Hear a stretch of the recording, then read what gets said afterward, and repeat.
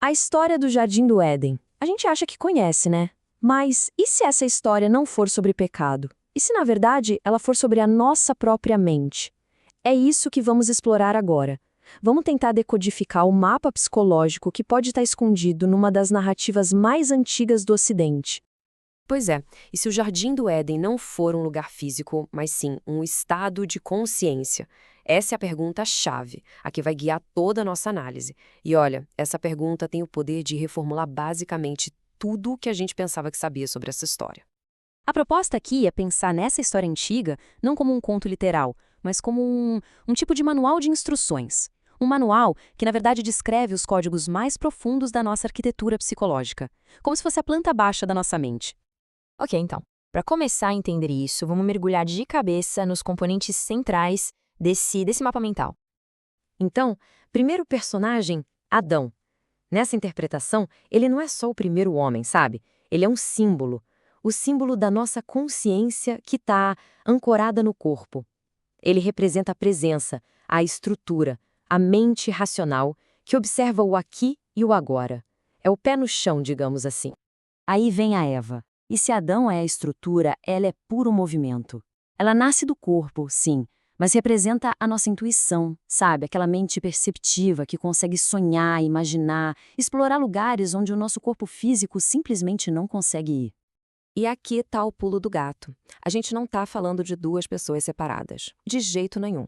O que essa comparação mostra é que Adão e Eva são, na verdade, duas funções dentro de uma única mente. São a razão e a intuição, a presença e o movimento, operando juntos. Beleza. Com essas duas forças em jogo, a gente precisa entender o que causou a grande mudança. Qual foi o catalisador dentro desse sistema psicológico? E a serpente, hein? Bom, esquece a ideia dela ser só o mal encarnado. Nessa leitura, ela é a faísca da curiosidade. É aquela vozinha interna do desejo que fica sussurrando. E se? E se tiver algo mais?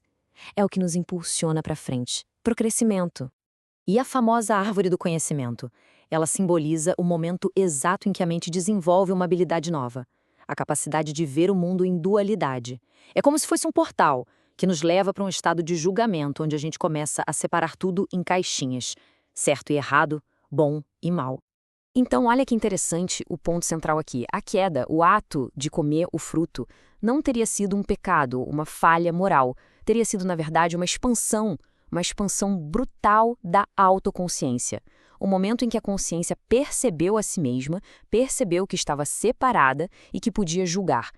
Só que essa expansão da consciência não veio de graça. Ela teve consequências, e bem profundas. Foi o nascimento de todo um novo espectro de emoções. De repente, com a autoconsciência, um cenário interno completamente novo surgiu. Emoções que no estado de unidade simplesmente não existiam, como vergonha, culpa, medo, insegurança, comparação, tudo isso virou a nossa nova e, vamos combinar, dolorosa realidade. E essa tabela aqui, ela é fantástica. Ela mostra direitinho como cada pedacinho da história vira uma alegoria para os programas emocionais que rodam na nossa cabeça até hoje. Se esconder de Deus vira culpa e vergonha. A perda do paraíso vira medo e ansiedade. O conflito entre Caim e Abel, ciúme. A maldição de ter que ralar para sobreviver, frustração. Percebe? Cada detalhe da história parece ecoar na nossa psicologia? Todos esses padrões emocionais juntos, eles criam uma coisa que a fonte dessa análise chama de música de fábrica. Pensa nisso como um ruído de fundo, sabe? Um som constante. Uma frequência base de medo e de separação que ficou tão normal, mas tão normal, que a gente acaba confundindo com a própria realidade. Ok, mas se a história mostra uma queda, uma saída desse estado de unidade, a alegoria não para por aí. Ela também parece fornecer um mapa para a jornada de volta. O primeiro obstáculo nesse caminho de volta é o tal do querubim. E ele não é um monstro externo, não. Ele simboliza a nossa própria mente. É a nossa resistência psicológica, aquela voz que sempre pede mais uma prova, mais uma validação, qualquer coisa para a gente não ter que correr o risco de mudar de verdade e sair da zona de conforto. E como é que se passa por esse guardião? Com a espada flamejante. E isso é uma metáfora, claro. Uma metáfora para pura força de vontade. Aquela decisão firme, inabalável, de simplesmente interromper a frequência do medo e escolher conscientemente um novo caminho. É a vontade que corta a resistência. Então, beleza, a gente tem o mapa. Mas ter um mapa é uma coisa, fazer a jornada é outra, né? E para isso é preciso um plano de ação concreto.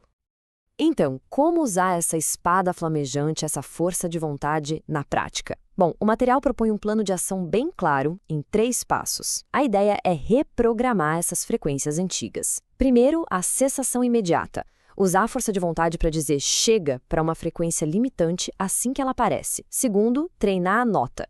Praticar ativamente emitir frequências boas, como paz, gratidão, como um músico que treina uma nota até ela ficar perfeita. E terceiro, e talvez o mais importante, priorizar a ação. Ter a coragem de agir, mesmo com medo, em vez de ficar só tentando aperfeiçoar o mapa na cabeça. No final das contas, a grande mensagem que essa interpretação da alegoria deixa é essa.